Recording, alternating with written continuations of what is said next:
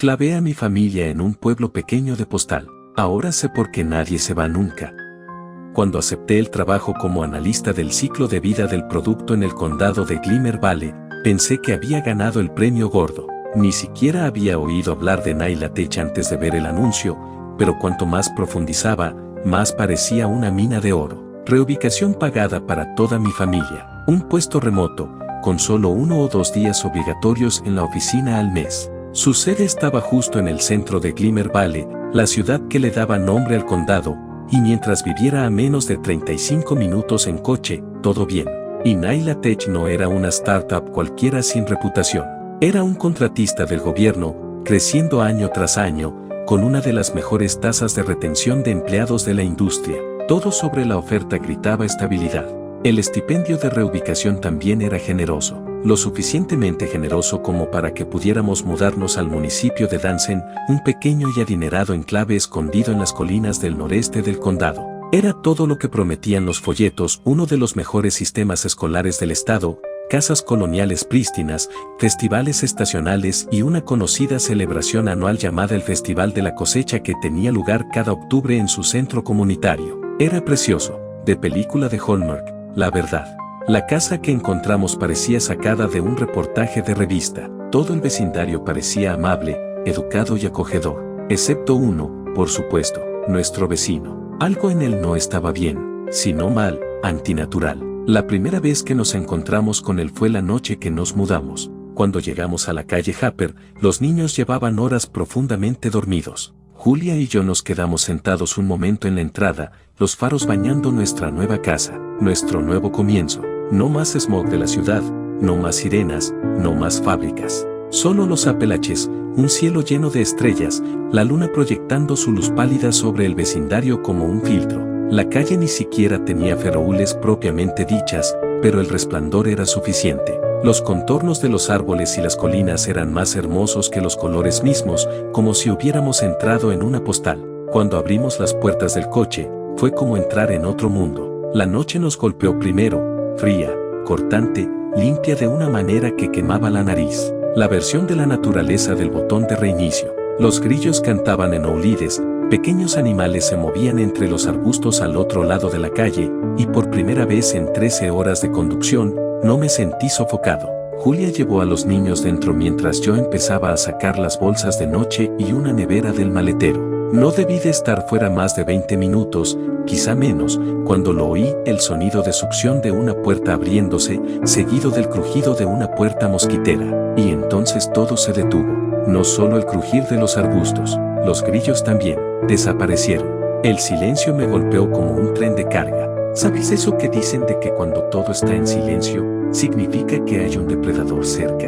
Eso es exactamente lo que se sentía. Todavía no había piel de gallina, pero sí ese escalofrío punzante bajo la piel que las precede, el sexto sentido que te dice que te están mirando. Me quedé congelado en la entrada, con la nevera pegada al pecho, mirando fijamente un jardín que no había notado hasta ahora, sin luz en el porche, solo una figura en la puerta, medio oculta por el resplandor de mis faros. Un tenue destello desde el interior, probablemente un televisor, lo delineó con un resplandor vacilante. Logré decir, intentando ser casual pero quedando entre tembloroso e incómodo. Hola, qué mañana más bonita. Soy tu nuevo vecino, Clint. Nada, excepto lo que parecía ser la silueta de su cabeza girándose hacia mí. Lo intenté de nuevo, veo que tú también madrugas. Lo que recibí no fueron palabras, solo un gruñido. Luego el golpe seco de una puerta cerrándose, seguido del chasquido de la puerta mosquitera al cerrarse de golpe. Y en el instante en que lo hizo, los grillos empezaron de nuevo, como si nada hubiera pasado. Me quedé un momento allí, con la nevera en la mano, sintiendo que ya había suspendido algún tipo de test. Luego volví a descargar, apagué los faros y cerré con llave. Julia y yo susurramos sobre los planes de la semana, y al poco tiempo estábamos profundamente dormidos, arrullados por el zumbido constante de los insectos que chirriaban a través de la ventana entreabierta. Aún así, mientras Julia se dormía, no podía quitarme el incómodo pensamiento, nuestra primera impresión no había ido tan bien. La mañana llegó demasiado pronto. Bueno, mañana, es generoso. Habíamos llegado a las 2 a.m., pero a los niños les da igual. Jackson, de 6 años y alimentado enteramente por el caos, se lanzó sobre nuestra cama a las 7 a.m. en punto. Mamá, papá, vamos. Todas nuestras cosas todavía están en el coche. Estoy aburrido. Llevo levantado una eternidad. Vamos, vamos, vamos. Gaby entró, frotándose los ojos. Jackson, agarré tu DS anoche. Antes de que pudiera darle las gracias, Jackson salió disparado de la cama. Apreté la mandíbula cuando su pie se plantó directamente en mis entrepierna de camino al suelo. ¿Quién necesita cafeína cuando tienes hijos? Julia y yo entramos en modo de delegación parental total. Ella prepararía el desayuno. Yo metería las cajas esenciales de la cocina y luego me ocuparía del resto del coche. Lo que, honestamente, estaba bien. Me daba mi primer vistazo a la calle Harper a la luz del día. El vecindario era aún más bonito con el sol. Lo llamaban Grigidae Oval. La gran comunidad familiar de Dansen. Calles arboladas, casas lo suficientemente retiradas como para sentir que tenías privacidad.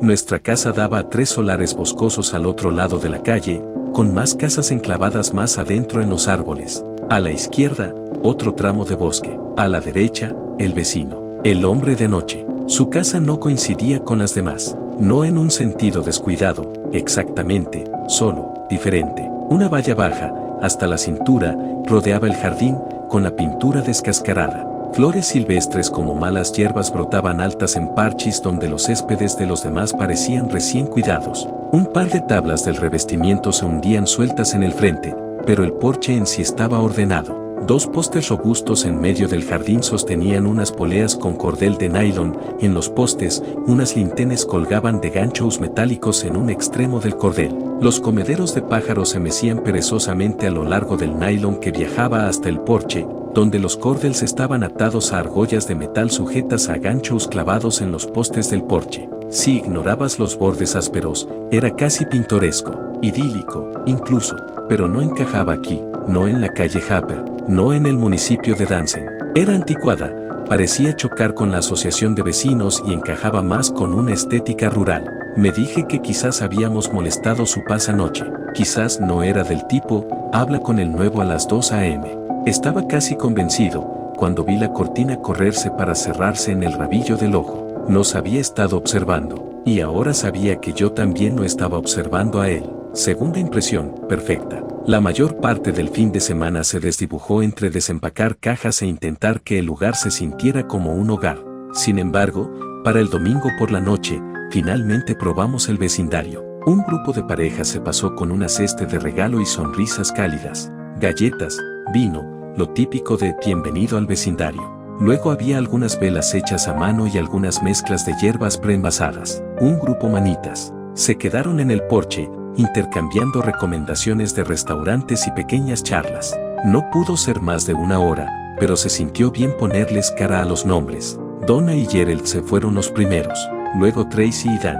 Lee volvió a casa a preparar la cena para sus hijos, dejando a su marido, Will, apoyado en la barandilla conmigo.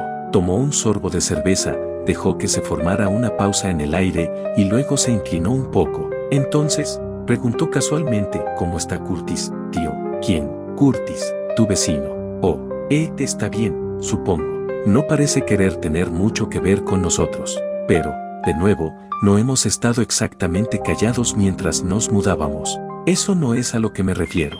Fruncí el ceño. ¿A qué te refieres? Will me lanzó una mirada, una parte sonrisa burlona, una parte advertencia. Curtis debería estar en la cárcel. Nunca probaron nada, pero su esposa desapareció cuando yo era un niño. Nunca la encontraron.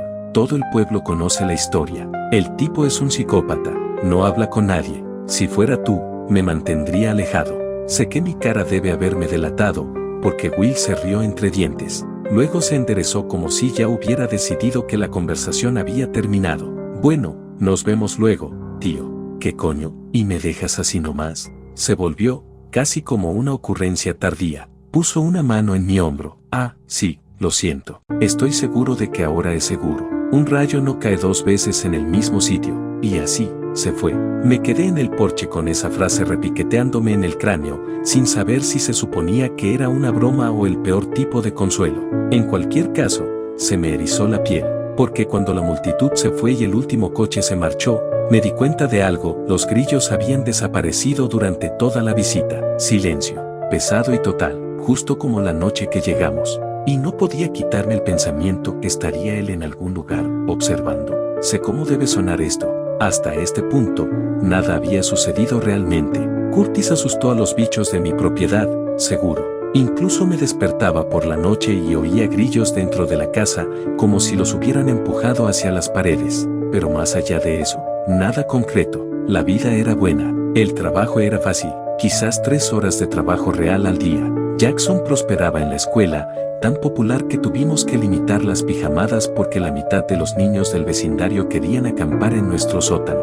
Gaby tenía su propio pequeño círculo, Sidney y Cale, más su primer enamoramiento real por un chico llamado Dugan, que vivía a unas calles de distancia. Siempre pedía ir a pasear al perro de su familia con él. Jules ya era íntima de las mamás del lugar, pasaba sus días conociendo el pueblo mientras yo me enterraba en hojas de cálculo. Estábamos encajando perfectamente, diría yo, como en un libro de cuentos. Sabíamos que a todo el mundo siempre le gusta la gente nueva en el pueblo, pero nuestra asimilación parecía sin esfuerzo. Por eso lo que supe en la reunión de padres y maestros de Gaby me destrozó. El señor Parks era su profesor de preálgebra, un tipo delgado con una sonrisa de película de Hollywood. Esperaba que nos guiara a través de las calificaciones y la tarea. En cambio, se recostó en su silla y preguntó, «Así que ustedes tienen esa bonita casa colonial en la calle Harper». Era extraño que supiera exactamente dónde vivíamos, pero lo explicó rápidamente. En Dance no hay muchas casas en venta al año. A nadie le gusta irse. Asentí, con naturalidad. Sí, es un lugar agradable, más grande de lo que esperábamos. Bueno, dijo, deben haber conseguido un trato bastante dulce, teniendo todo en cuenta. Jules frunció el ceño. ¿Qué quieres decir?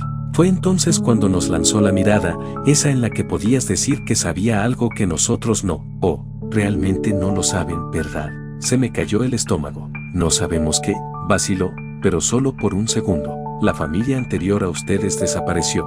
Hizo una pausa, casi teatralmente, o quizás se fueron. Difícil de decir. Dejaron todas sus cosas, así que asumo lo peor. Mis pensamientos volvieron de golpe a nuestra casa, lista para mudarse.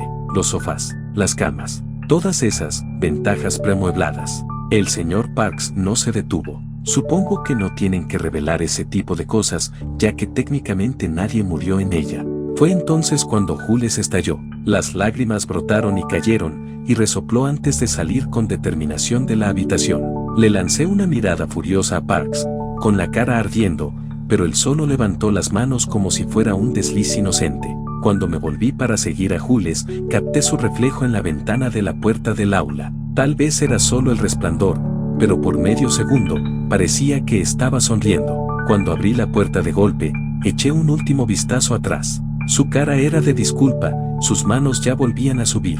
Luego giré la esquina y seguí a mi esposa al coche. El viaje a casa fue corto, interrumpido solo por una parada en la ferretería. Julia estaba empeñada en asegurarse de que la casa estuviera segura, así que compramos cerraduras y pestillos nuevos para cada entrada. Incluso el cobertizo en el fondo de la propiedad recibió un nuevo cerrojo y una cerradura de combinación. Nunca le conté lo de la esposa de Curtis. No quería asustarla. Claro, teníamos el estipendio de reubicación, pero no lo suficiente como para empacar e irnos. Estábamos atrapados, financieramente, si no literalmente. Y seguía diciéndome a mí mismo, tal vez Curtis solo era un viejo amargado. Mejor no plantar semillas de paranoia en su cabeza. Las semillas que roían la parte trasera de mi mente desde que nos mudamos. Había intentado hablar con él antes, pero había dejado la pelota en su tejado hacía mucho tiempo. Si no quería hablar con nosotros, entonces que no quisiera nada de nosotros. Esa tarde, estaba decidido a instalar cada nueva cerradura. En el momento en que agarraba la última para llevarla al fondo, los niños salían a pasear en bicicleta con Dugan. Curtis también estaba fuera, atando algo a su valla, cuando pasé caminando hacia mi cobertizo. Era mayor de lo que me había dado cuenta, quizás de casi 70 años. Barba canosa y desaliñada, calva como un hueso. No me miró ni una vez mientras caminaba hacia la línea de árboles. Solo siguió trabajando en sus nudos. Mientras los árboles de hoja perenne lo tragaban de la vista, los grillos aumentaron. Cada paso más profundo en el jardín, más fuerte. Su zumbido interminable me había estado royendo durante meses. Al principio, estaban al otro lado de la calle, luego alrededor del perímetro de la casa. Para octubre, sentía que al menos algunos de ellos estaban pedaleando sus chirridos en mi casa cada 2 noches. Si estaba arriba, los oía en la cocina. Si estaba abajo, los oía en el sótano o en el ático. Había probado con bombas de humo. Contraté control de plagas. Nada funcionaba. Podía oírlos todas las noches, pero nunca lograba deshacerme de ellos. Así que para cuando estaba arrodillado en la rampa del cobertizo, forcejeando con los tornillos en la pinambre, con el sudor empezando a brillar y relucir en mi frente, estaba al límite. El zumbido en mis oídos, el mango resbaladizo del destornillador, la pura futilidad de todo. Forcejeé con los botones de mi franela y la lancé a los arbustos con un gruñido de frustración. Podía sentir el calor de la ira en lo alto del cráneo. Yo mismo, incapaz de concentrarme. Eventualmente, el aire de octubre me enfrió mientras terminaba el último tornillo del cerrojo. La puerta del cobertizo se cerró suavemente, la nueva cerradura encajó en su lugar. Una pequeña victoria. Bajé de la rampa y fui a recuperar mi camisa. Fue entonces cuando lo vi, un sendero, hacia el bosque. La hierba aplastada, no de un viaje sino de muchos. Puntos agachados a lo largo del camino, como si alguien se hubiera detenido, en cuclillas, esperado. Tantos puntos. Y a 9 metros dentro de la línea de árboles, apenas visible en el crepúsculo, una cámara de vigilancia. Se me cayó el estómago. Estaba hasta los cojones. Nada de mi ira era por los malditos bichos. Había estado vivo 38 años, sé cómo suenan los bichos. Esto era diferente. Para entonces estaba seguro de que si Curtis no era un asesino en serie, era un vecino imbécil y espeluznante. ¿Quién pone una cámara en el patio trasero de otro? Agarré la correa enroscada alrededor del árbol, buscando la hebilla, y mi frustración se convirtió en un ritmo contundente y estúpido: tirar, maldecir, arrancar. La correa se deslizó, maldije más fuerte. La golpeé contra el tronco, la tiré fuerte, el nylon gimiendo en mis manos. Que te jodan tu estúpida cámara, no jodas conmigo. Cuando la correa se rompió, arrojé la maldita cosa a los arbustos. Aterrizó con un estrépito, ramas rompiéndose, hojas protestando. Por un segundo, el crujido continuó, como un eco que se extendía como si una ardile se asustara y huyera, quizás unas cuantas. Y luego, nada, silencio absoluto. Mi ira murió en el instante en que el silencio golpeó. Esa quietud inquietante presionaba, más pesada de lo que los grillos nunca fueron. Me incliné, recogí la cámara de vigilancia rota y escaneé rígidamente los árboles antes de caminar de regreso hacia el jardín. Curtis todavía estaba afuera, ya no podaba setos. Estaba en su terraza trasera, llenando un generador con gasolina. Me detuve en la valla, sosteniendo la cámara en alto. Mi voz sonó dura pero temblorosa. ¿Perdió algo? Me miró, luego volvió a lo que estaba haciendo. Oye, no me ignores. ¿Es tuyo? ¿Por qué diablos estaba apuntando a mi jardín? Esta vez se volvió, caminó hasta la valla, extendió la mano y tomó la cámara de mi mano. Por un segundo, su rostro cambió. Un destello de preocupación, desaparecido casi tan pronto como apareció. Hizo un leve movimiento de cabeza y presionó la cámara de nuevo en mis palmas. Luego se volvió. Algo en mí estalló. ¿Sabes que puedes usar el inglés, verdad? No respondió. Arrojé la cámara de vigilancia al borde de su parter. Cayó con estrépito contra los adoquines, fuerte en la quietud. Él miró hacia atrás una vez. No enojado, no ofendido, solo, resignado. Una cara como de alguien que se prepara para algo inevitable. Luego deslizó su puerta de vidrio detrás de él y desapareció en la casa. Me quedé allí sintiéndome como un niño que le había respondido mal al adulto equivocado. Pero no iba a intentar deshacerlo. Volví a mi casa. Dentro, el aire olía a una de las velas caseras de la cesta de regalo del vecindario de la primera semana que estuvimos aquí. Jules me recibió con una sonrisa, feliz de que hubiera terminado de asegurar todo. Podía oír pasos correteando arriba. Mi estado de ánimo se alivió ligeramente, feliz de estar con mi familia. Le sonreí, pero mis manos todavía picaban con el recuerdo de la cámara. Más tarde esa noche, mucho después de que Julia y los niños se hubieran acostado, lo volví a ver, solo una silueta en su jardín, apoyado en la línea de la valla como si estuviera de guardia. No me miró, no saludó, solo miraba fijamente mi casa y la calle, quieto como un espantapájaros, hasta que cerré las cortinas. El resto de esa semana, la semana previa al Festival de la Cosecha, pasó en un borrón. A pesar de ser la primera semana de octubre, cada casa en el pueblo ya estaba cubierta de decoraciones de Halloween, todas excepto la de Curtis, por supuesto. Gaby pasó días agonizando sobre lo que llevaría para el baile de Halloween de su escuela. Jackson, él era Batman, todos los días. Julia y yo apenas teníamos tiempo para las travesuras de Halloween todavía. El comité del municipio ya nos había enganchado como voluntarios para el Festival de la Cosecha. Parecía bastante inofensivo acercarse a los vecinos, encajar. Me inscribí como director asistente de juegos para los niños. Julia ayudaría en la cocina. El festival duró 3 noches. Honestamente, no era tan grande como esperaba, considerando lo mucho que el municipio lo anunciaba. Casi ningún camión de comida, apenas atracciones. Solo un carrusel, una noria en miniatura, un puñado de puestos. Los puestos eran más extraños de lo que esperaba, también. El campo de calabazas era solo unas hileras de calabazas talladas ya preparadas para ser tiradas, sus interiores mostrando un poco de podredumbre, pareciendo un poco blandas. Y en la mesa de manualidades para niños, podría jurar que los oí tararear al unísono una rasposa seca y rítmica que no me era familiar, pero era inquietante. Cada vez que los niños hacen algo y lo sacas de contexto, simplemente parecen pequeños creepies,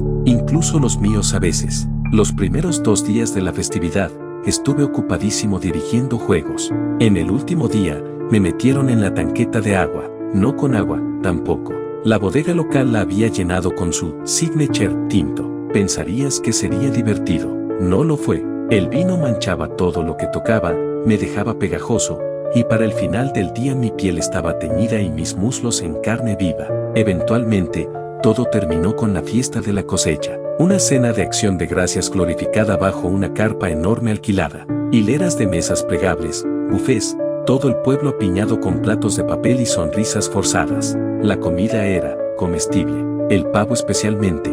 Julia se inclinó y susurró que estaba condimentado de la misma manera que esos paquetes de especias de vecinos que nos regalaron cuando nos mudamos. Los que probamos una vez e inmediatamente tiramos. Estaba picoteando el mío cuando el señor uno de los tipos mayores, siempre demasiado ruidoso, hizo un comentario casual mientras yo pedía un muslo. Cuidado, dijo, sonriendo, a Curtis también le gusta la carne oscura. La mesa se rió, yo no.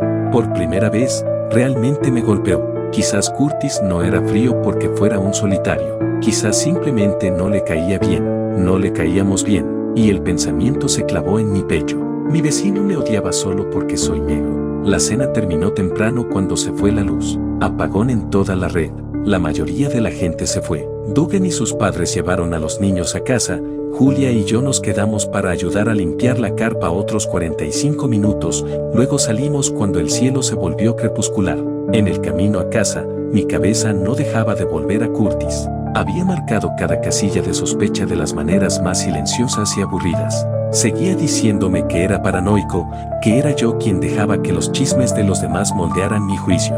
Pero la broma de Will sobre su esposa, la sonrisa satisfecha del señor Parks, la forma en que el pueblo parecía cerrar filas cada vez que se mencionaba a Curtis, algo se sentía mal. Cuando entramos en la entrada, la bandera del buzón estaba levantada, un solo sobre en blanco, sin dirección del remitente. Me encogí de hombros. Probablemente un anuncio, dije. Lo abrí por costumbre. Sí, empresa de techos. Una vez dentro, lo dejé en la isla de la cocina. Jules y yo nos lavamos y vimos Scream 1996 en nuestro iPad mientras descansábamos en el sofá de la sala. Se lo había mostrado cuando empezamos a salir y pronto se convirtió en su película favorita. La primera escena era tan icónica para nosotros. Era irónico, ¿sabes?, considerando que acabábamos de cambiar las cerraduras la semana anterior. Eventualmente, la película terminó con el icónico giro mientras la oscuridad se mostraba desde todas nuestras ventanas. La luz todavía no volvía, las velas brillaban en grupos tenues. Decidimos acostarnos temprano, pero no podía dejarlo pasar. Seguía repitiendo la forma en que la gente hablaba de Curtis. Seguía viendo la cámara en mi mano. Le dije a Julia que caminaría el perímetro y cerraría todo. En cambio, me encontré abriendo el sobre de nuevo, mirando fijamente el mensaje interior hasta que la tinta se desdibujó. No sé por qué le dije a mi esposa que era un anuncio de techos. Quizás quería que lo fuera, pero cuando desdoblé el papel de nuevo, no había cupones. Solo una línea garabateada con tinta tan pesada que sangraba a través de la página. Me dirigí a la puerta principal, luego salí. La luz de mi porche con sensor de movimiento se encendió de manera vacilante mientras cruzaba la entrada. Al otro lado del jardín, Hacia la valla, las linternas de Curtis se balanceaban y lanzaban bandas perisouses de luz sobre las malas hierbas altas en su jardín. Su puerta mosquitera estaba abierta. Llamé suavemente un par de veces. Curtis, y no oí nada más que el eco quebradizo de mi voz. Lancé una piedra a los escalones de su porche, rebotó, nada más. Me volví para regresar y me congelé. Un sonido se arrastró desde la oscuridad, familiar y equivocado. Estridulación. La rasposa seca de los grillos, pero más lenta, deliberada, como alguien tratando de imitar su cadencia. Un suave graznido rodó por el jardín. En la pinambre, una silueta se movía a lo largo del lateral de mi garaje, los hombros rozados brevemente por el resplandor de las linternas del jardín de Curtis. Dugan, dije, entrecerrando los ojos. El chico se movía como un títere, a lo largo de la pared, haciendo esa horrible llamada de grillo sin hablar. Fue suficiente para hacerme retroceder. Dugan, basta. Esto no es gracioso. Vete a casa o voy a... Su imitación se detuvo en el momento en que mi lámpara de movimiento se encendió. Por un segundo, el único sonido fue el zumbido de la bombilla y luego, el coro de ruidos de insectos aumentando a nuestro alrededor. Entonces los vi docenas de pequeñas luces blancas al otro lado de la calle, parpadeando en pares, cada una unida a una silueta oscura en la zanja y bajo los árboles. Grigidare Oval, nuestro vecindario perfecto. El chirrido se volvió ensordecedor mientras la luz de movimiento se atenuaba para conservar energía. Basura, pensé. Oí el sonido de un motor arrancando. Entonces la casa de mi vecino se iluminó desde el interior. Su generador. Dugan se abalanzó desde el rabillo del ojo. Vino hacia mí con respiraciones húmedas y entrecortadas, medio llanto, medio gruñido, intentando morder, sus dientes chocando entre sí con cada mordisco vacío de sus fauces. Lo empujé fuera del forcejeo y mi bota conectó con su pecho. En ese instante hubo un clic metálico agudo, el sonido de un arma siendo amartillada, y luego un solo y estruendoso ¡pum! Una humedad caliente me salpicó la cara y el cuello. Pausa. Miré hacia arriba y lo vi. Dugan, o lo que solía ser Dugan, su hombro y la mitad de su cuello volados, la carne retorciéndose y agitándose donde debería haber hueso. Curtis disparó de nuevo. El disparo le atravesó la cadera, haciéndolo girar hacia la hierba, y entonces se abrió. La espalda de la cosa Dugan se abrió como una cremallera, directamente desde el cuero cabelludo pasando el cuello. Una membrana se hinchó, húmeda y reluciente, deslizándose desde la parte inferior de su cráneo, empujando a través de los músculos y tendons de su cuello. 6 tentáculos finos como fideos se desplegaron desde su columna. La cosa dentro se escabulló, usando sus apéndices para lanzarse a través de la hierba hacia la parte trasera de la casa antes de saltar a los arbustos, dejando atrás lo que una vez fue el enamorado de mi hija. Los disparos rugieron. Levanté la cabeza intentando encontrar una orientación sobre lo que estaba pasando. Curtis estaba en su porche, la escopeta retumbando en un ritmo constante, derribando siluetas que cargaban desde el otro lado de la calle. El aire se llenó con una sinfonía de ruidos de insectos, estridentes y ensordecedores. Entonces Curtis encendió la luz de su porche, no amarilla, no blanca. Un resplandor violeta barrió su jardín como un peine. Bajo él, las cosas se congelaron, sus formas sacudiéndose en confusión. Curtis alcanzó los postes de su porche, desenganchando las argollas que sostenían las linternas. Los cordels de nylon se soltaron, y las linternas cayeron, estrellándose contra los adoquines de piedra. Las mini explosiones iluminaron el jardín como bengalas. El fuego floreció en las malas hierbas hasta los muslos, y 5 de nuestros vecinos se encendieron a la vez, chillando, agitándose. Quise vitorear. Por un momento insano, pensé que en realidad podría ganar. Solo un hombre mayor, solo en su porche, resistiendo a todo el vecindario con fuego y una escopeta. Era suicida, era imposible. Y sin embargo, por un instante, lo creí, pero no duró. Los disparos, el zumbido de insectos, las llamas, todo se cortó de golpe. La luz de su porche se apagó. El generador tosió hasta el silencio. En el resplandor rojo de las malas hierbas ardiendo, los vi arrasando. Formas escabulléndose por mi jardín. Sombras vertiéndose desde el patio trasero de Curtis, donde había estado el generador. El señor Rand, el hombre que siempre alardeaba de su césped, se abalanzó sobre Curtis. Un disparo sonó, y el pecho de Rand se abrió de golpe, sus costillas explotando por su espalda. Curtis recargó con una velocidad inhumana, un cartucho sujeto entre sus dedos, hasta que algo lo enganchó. Un brazo pálido enganchó su hombro izquierdo y tiró. Su brazo se arrancó de su soquet con un chasquido húmedo, torciéndose grotescamente detrás de él. Curtis no flaqueó. De rodillas, golpeó la culata de la escopeta contra su muslo, la amartilló con una mano, apretó el pulgar contra el guetilo. El último disparo sonó en el mismo segundo en que Will se abalanzó desde el otro lado. La perdigonada convirtió la cabeza de Will en un spray de cartílago y cerebro, pero el impulso de Will continuó. Su mano abierta golpeó a Curtis en la cara. Cuando Curtis cayó al suelo, su cabeza estaba girada casi 2/3 en la dirección incorrecta, y así, el buen vecino se fue. Solo pasaron momentos antes de que me diera cuenta de que todos los pares de ojos restantes estaban enfocados láser en mí. Algunos estaban en la calle, otros en los jardines, todos congelados. Di un paso hacia atrás hacia el porche. Ellos dieron un paso. Me apresuré. Ellos igualaron mi ritmo. Me volví y eché a correr. El coro áspero e insectil se unió al trueno de pies, pisadas en el pavimento, botas desgarrando la hierba. Cerré la puerta de golpe y la traqué. Por un segundo no hubo nada, luego el primer cuerpo pesado golpeó la madera con un golpe sordo. Tenía que llegar hasta Jules y los niños. Tenía que salvarlos. Pero al pasar por la isla me detuve. El sobre estaba donde lo había dejado. Esta vez las palabras calaron: no permitas que el parásito se reproduzca. Quema su cosecha. Lo entendí demasiado tarde. Encendí todos los quemadores de gas de la cocina al máximo, los 10, luego giré. Un resplandor carmesí oscuro se llevó a sí mismo escaleras abajo pintando la casa como un presagio. Cada entrada se estremeció bajo manos que golpeaban, pero ni un pío de mi familia. Subí las escaleras. Los golpes desde abajo se convirtieron en un tambor constante y metálico. Irrumpí en la habitación de Jackson, vacía. La habitación de Gaby después, vacía. La principal. Abrí la puerta de par en par y me congelé. Julia no era ella misma. Sostenida por una Gaby y un Jackson que zumbaban rasposamente, su cuerpo estaba doblado como papel en formas que un marco humano no debería permitir, las piernas curvadas sobre sus hombros, los pies plantados a los lados de su cabeza, los brazos extendidos y temblorosos, la boca abierta. Sus ojos se habían girado hacia atrás.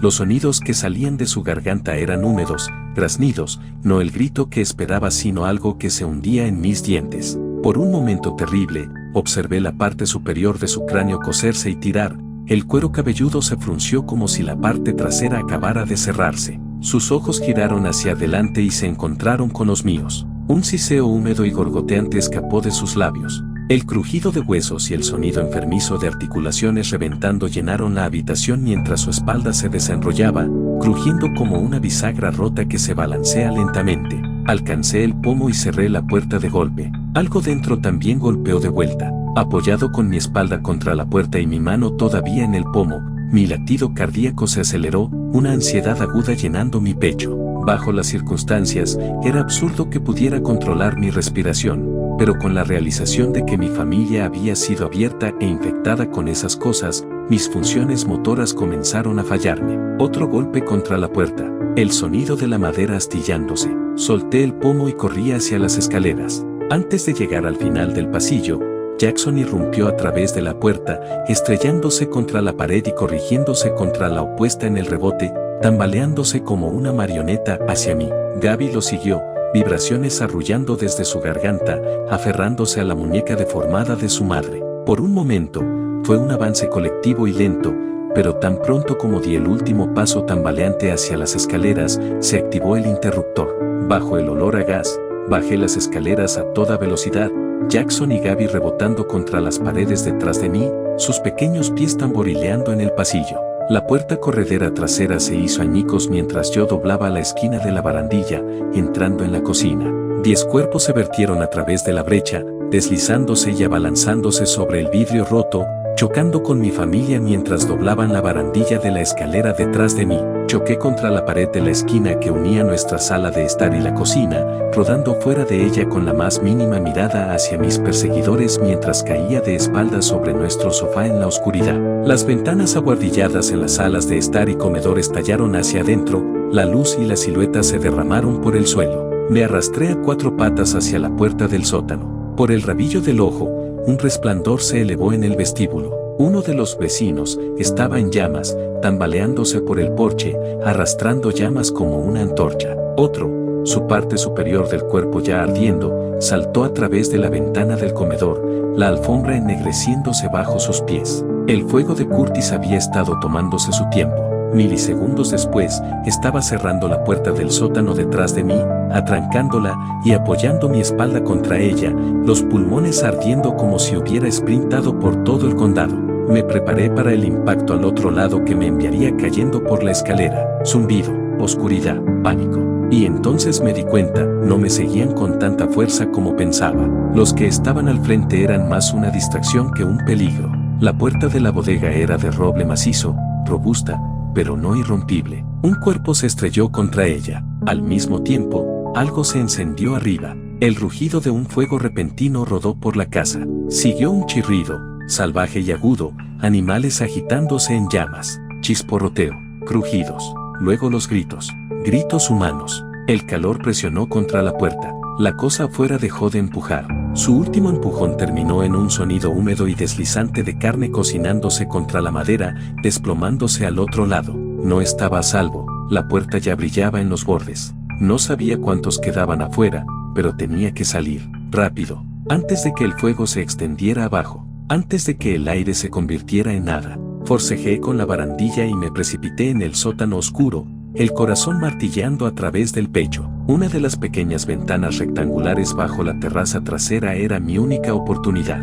Me aferré al pestillo, arranqué las bisagras baratas. Los gritos de arriba se mezclaron con rugidos monstruosos. Finalmente, las bisagras cedieron. Pasar a través fue otra pesadilla. Arrastré una mesa plegable debajo de la ventana, me subí a ella y empujé mi brazo izquierdo primero, la cabeza presionada contra mi hombro izquierdo, brazo derecho torcido detrás de mí, a través de mi espalda, los dedos envolviendo mi cadera izquierda, intentando estrecharme lo suficiente para caber. Salté, los dedos de los pies empujando la mesa tambaleante. Esta repiqueteó debajo de mí mientras la terraza de arriba se incendiaba. El calor presionó sobre mi cuello, dando la sensación de que se partía, luego un parche de oscuridad que no recuerdo. No más de 5 segundos como si me desmayara. Cuando abrí los ojos, me aferré hacia adelante con una mano, las piernas abiertas contra la pared, gimiendo mientras me debatía. Mis dedos encontraron un poste de la terraza y tiré. Mi hombro derecho estalló con el crujido espantoso de espuma de poliestireno desgarrándose. El dolor me ralentizó, pero persistí hasta que mi hombro derecho se atascó en el marco. Una vez que la parte superior de mi cuerpo salió a través del marco, lancé mi brazo derecho lesionado hacia adelante y agarrando el poste con ambas manos, arrastré el resto de mí hacia afuera. Las llamas silbaban por encima. Las formas se tambaleaban en la terraza, sus siluetas deformadas por la luz del fuego. Me arrastré hasta el borde de la terraza, manteniendo mi cabeza lo más baja posible debajo del infierno. Empujando a través de la maleza y hacia el aire frío de la noche, cada instinto me gritaba que volviera a la casa en llamas solo por cubrirme. En cambio, me aferré a la línea de árboles, me tambaleé hacia el cobertizo. La luz de la luna volvió todo plateado, y me quedé en las sombras mientras cuerpos carbonizados deambulaban sin rumbo alrededor de la casa antes de sucumbir a su daño. Me agaché, giré la cerradura de combinación y me deslicé adentro. El cobertizo olía a aceite y recortes de hierba viejos. Enganché los frágiles cerrojos, sabiendo que no detendría nada. Aún así, me puse una lona sobre mí y me escondí detrás de la cortadora de césped. Y ahí es donde he estado, durante 9 horas, escribiendo esto. De vez en cuando, echo un vistazo a través de la pequeña ventana. Nunca vinieron camiones de bomberos. La casa de Curtis y la mía se han ido, colapsadas en cenizas ennegrecidas. Pero los cuerpos también se han ido, no por sí mismos. A las 5 a.m., los vecinos que no se quemaron, salieron de su hipnosis y se fueron a casa sin decir nada, algunos sin zapatos, algunos sin sus cónyuges o hijos. Poco después, llegaron 2 camiones sin marcar. Hombres en overoles empacaron los cadáveres, los cargaron en la parte trasera de los camiones de caja y se fueron. Para las 6, llegaron los contenedores de basura. Un equipo de limpieza todavía está ahí fuera, recogiendo los restos de nuestras casas en contenedores de acero. Y hace 10 minutos, mi teléfono vibró. BZZZ, una posición de trabajo para la que solicitaste recientemente se ha abierto nuevamente. ¿Te gustaría volver a solicitarlo? Analista del ciclo de vida del producto, Naila Tech.